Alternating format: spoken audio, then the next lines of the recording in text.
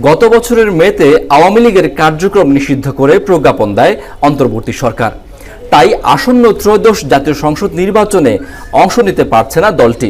দেশের বাইরে অবস্থান করা দলটির শীর্ষ নেতৃত্ব 12 ফেব্রুয়ারি নির্বাচন বয়কটের ঘোষণা দিয়েছে। এরপরও সারা দেশে অন্তত 2 জন নেতা পাওয়া গেছে যারা আসন্ন নির্বাচনে প্রার্থী হয়েছেন।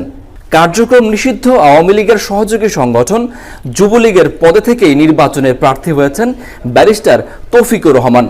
যুবলীগের কেন্দ্রীয় কমিটির সদস্য তিনি। স্বতন্ত্র প্রার্থী হিসেবে লড়বেন নরসিংদী 5 আসনে। এর আগে দ্বাদশ সংসদ নির্বাচনে তিনি দল থেকে মনোনয়ন চেয়েও পাননি। আরেকজন কেন্দ্রীয় স্বেচ্ছাসেবক লীগ নেতা কামরুজ্জামান ভূঁইয়া, তিনি নির্বাচন করবেন গোপালগঞ্জ 2 আসনে। এছাড়া মনোনয়নপত্র জমা দিয়েছিলেন আওয়ামী লীগের আরও 2 পদধারী নেতা, যদিও যাচাই বাছাইয়ে তাদের মনোনয়নপত্র বাতিল হয়েছে। এরা হলেন সাতক্ষীরা জেলা আওয়ামী লীগের কৃষি বিষয়ক সম্পাদক এস এম মুজিবুর রহমান। তিনি সাতক্ষীরা 1 আসনে প্রার্থিতার জন্য মনোনয়নপত্র জমা দিয়েছিলেন। মোহনপুর উপজেলা কৃষক লীগের মহিলা বিষয়ক সম্পাদক হাবিবা বেগম মনোনয়নপত্র জমা দিয়েছিলেন রাজশাহী 3 আসনে।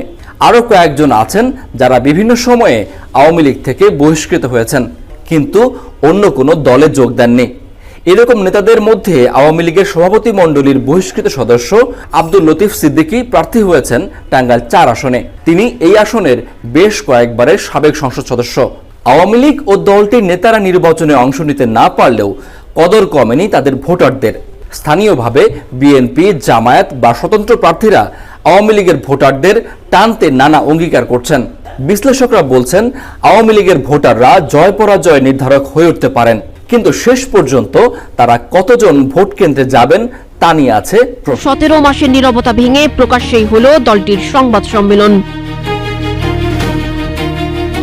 2024 সালের 5 আগস্ট ছাত্র জনতার গণবিক্ষোভের মুখে পদত্যাগ করে ভারতে আশ্রয় নেন ক্ষমতাচ্যুত তৎকালীন প্রধানমন্ত্রী শেখ হাসিনা। এরপর দলের পক্ষ থেকে সরাসরি কোনো মন্তব্য আসেনি, এমনকি তিনি বেঁচে আছেন কিনা তা নিয়েও ছিল ধোঁয়াশা। তবে শনিবার সেই সব কুয়াশার চাদর কিছুটা ভেদ করে সামনে আসে দলটির নেতাকর্মীরা।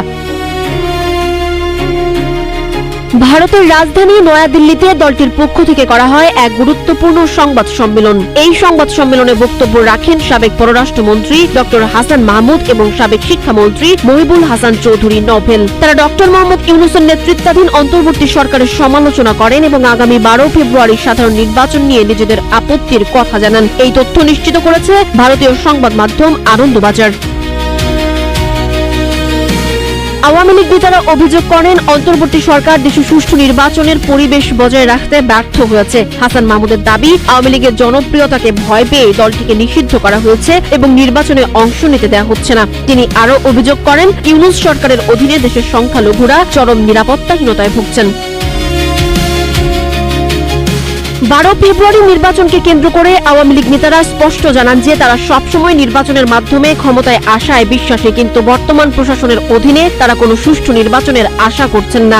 সংবাদ সম্মেলনে দাবি করা হয়, আওয়ামী লীগ কর্মীদের হত্যার অভিযোগে অভিযুক্তদের উল্টো ক্ষতিপূরণ দেওয়া হচ্ছে, যা অনভিপ্রেত। শেখ হাসিনা দিল্লিতে অবস্থান করার পর থেকে এটিই ছিল দলের পক্ষ থেকে বিদেশের মাটিতে সবচেয়ে বড় রাজনৈতিক পদক্ষেপ। দলটির মতে বর্তমান অস্থিতিশীল পরিস্থিতির কারণে তারা নির্বাচনে লড়ার সমান সুযোগ থেকে বঞ্চিত হচ্ছে। যদিও এই সংবাদ সম্মেলনের খবর ভারতের মূলধারা গণমাধ্যমগুলোর প্রায় সবাই প্রকাশ করেছে, তবে এখনো পর্যন্ত এর কোনো ছবি বা ভিডিও কোথাও প্রকাশিত হয়নি। সানজিদা আফরোজ, সোনিয়া, নাগরিক, প্রতিদিন।